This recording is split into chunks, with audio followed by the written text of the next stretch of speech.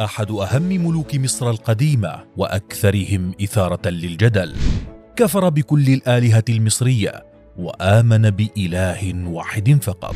غير المنظومة الدينية الفرعونية ليكون أول الملوك الموحدين. أخناتون من هو؟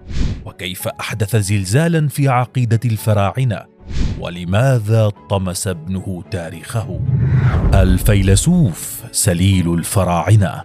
ينحدر أخناتون من أسرة ملكية، فوالدته هي الملكة تي، وأبوه إمحوتب الثالث الفرعون العظيم الذي حكم مصر 37 عاما، وامتدت إمبراطوريته من نهر النيل في السودان لسوريا.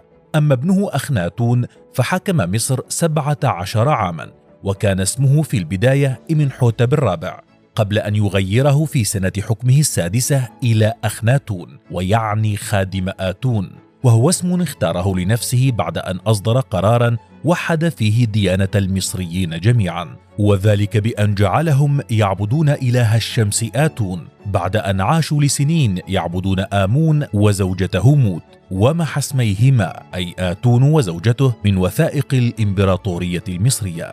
لم يكتف أخناتون بتغيير الديانة المصرية، بل اتخذ عاصمة جديدة له بأرض صحراوية لم يسكنها أحد من قبل، وتعمد أن تكون ذات ارتباط رمزي بالشمس، وأسماها أخيتاتون، وتعني أفق آتون نسبة إلى العلامات التي تتركها الشمس على المنحدرات الصحراوية فيها. واعتنى بمدينته ووسعها وجعلها معلما عظيما وحاضرة عظيمة لحكمه، الذي شاركته فيه زوجته نفرتيتي التي تزوجها قبل أن يصبح حاكما، وقد شاركها معه بالحكم، بل ويقال إنها تفردت بحكم مصر في إحدى الفترات.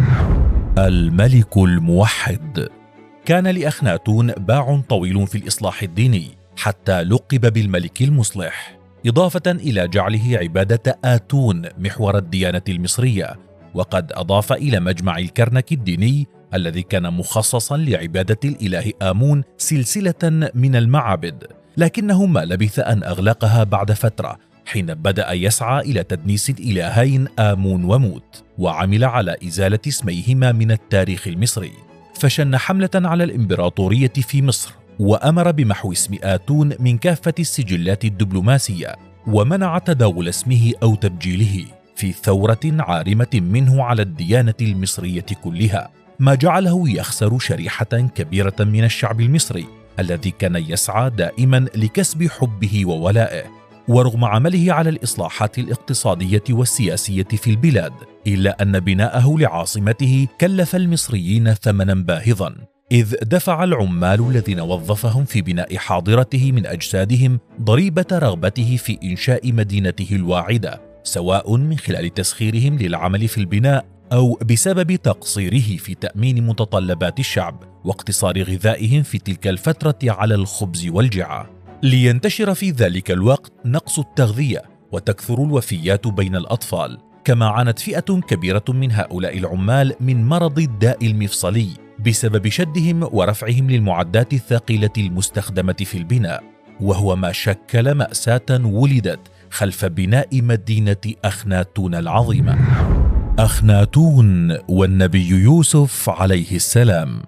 في دراستهم لحياة النبي يوسف عليه السلام والمقارنة بينه وبين أخناتون، ربط مؤرخون بين الشخصيتين، وبرز التقارب بينهما في كون أخناتون أول ملك مصري يدعو للتوحيد، واتخاذه لعاصمته في تل العمارنة بعيدة عن طيبة عاصمة الفراعنة ومركز عبادة إلههم آمون رع، بينما يرفض كثيرون الربط بين أخناتون والنبي يوسف عليه السلام، لكنهم يقولون إن نبي الله يوسف عليه السلام عاش في عصر أخناتون، وأنه أتى لمصر ضمن الغلمان الذين بيعوا للملك بعد أن وجده التجار في البئر، وكان من المقربين منه. بينما لجأ العلماء المسلمون في نفيهم للعلاقة بين يوسف عليه السلام وأخناتون إلى الدليل الحسي الملموس، وذلك استنادا إلى شكل أخناتون الذي صورته المنحوتات، إذ يظهر جليا أنه لم يكن على قدر كبير من الجمال،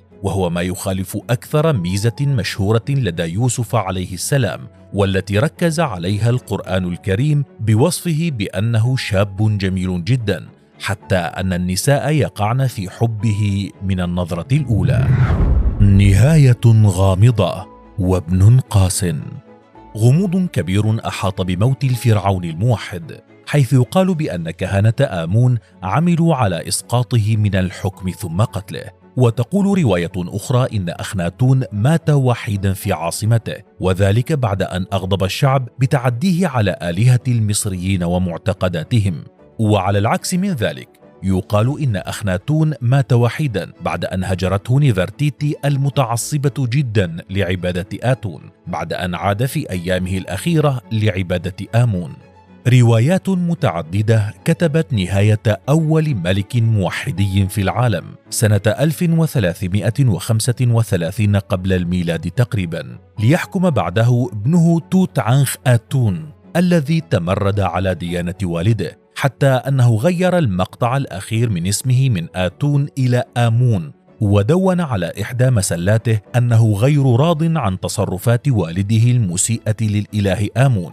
وبعد فترة وجيزة من موت أخناتون طمست ديانته وهجرت عاصمته الجديدة وآثاره، وتم إهمال ذكره ضمن القوائم التي تحوي أسماء الملوك المصريين، بل وأمر توت عنخ آمون بذم أخناتون كلما ذكر، في انقلاب ديني جذري على أبيه وعهده. فما رأيك بقصة هذا الملك الموحدي؟ وهل تعتقد أنه ربما يكون هو النبي يوسف عليه السلام؟